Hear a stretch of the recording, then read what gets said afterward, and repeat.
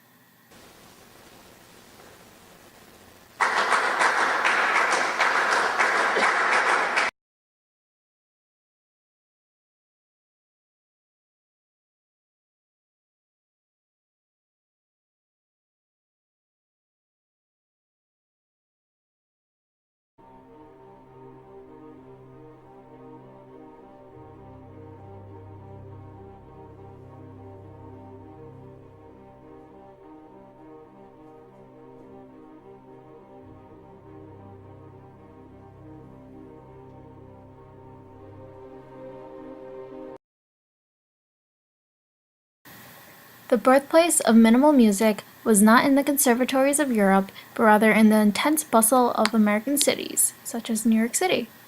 The downtown art scene of the late 1950s and 60s was a lively and open-minded one, where painters, dancers, filmmakers, and writers were all swimming in the same soup. Minimalism was beginning to catch on as a trend in the visual arts, with reductionist approaches to painting and sculpture.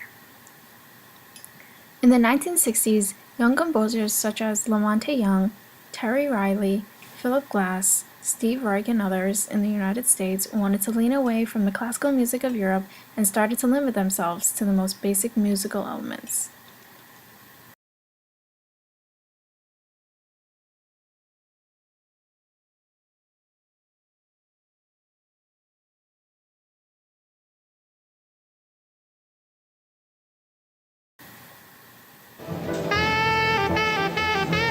Reich rejected 12-tone music. For him, it bore no relationship to the world around him. This is not Europe. This is America. This is, John Coltrane's playing at the Jazz Workshop. There are, hamburgers being sold. There's this Motown on the radio. How can you pretend in a world like that you're living in the dark brown angst of Vienna at the turn of the century, or even that you're living in a bombed-out Cologne at the Westdeutsche Rundfunk in 1945? It's just not true.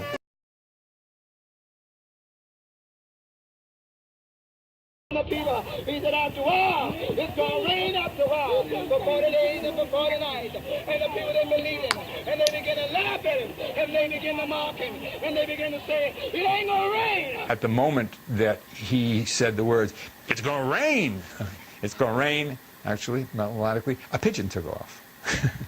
And the flapping of the pigeon's wings coincided with those words. So you had, when you looped it, when you cut it so that it's going to rain would go over and over again, you would not only get, it's going to rain, you would get, you had the pigeon drummer. It's going to rain, it's going to rain, it's going to rain, it's going to rain, it's going to rain, it's going to rain, it's going to rain, it's going to rain, it's going to rain, it's going to rain, it's going to rain, it's going to rain. Minimalism was the single most important idea of the last century, the one that made possible virtually all that we now listen to and hold dear. From punk and techno to ambient and grime. Minimalism wasn't just a movement, it was a paradigm shift. It brought about a sea change in the way that sound is made, heard, and thought of.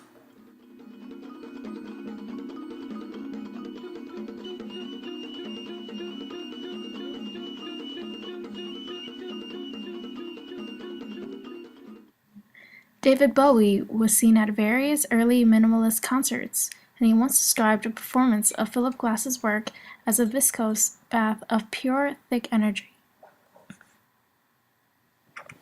Inspired by minimal composers, Brian Eno would create his own ambient music, a conceptual extension of minimalism that placed emphasis on process and the atmospheric nature of sound. Working as producer and collaborator with Bowie, and later U2, Eno would translate minimalist technique into widescreen pop success.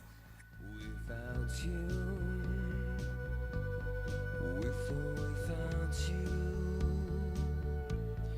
with or without you.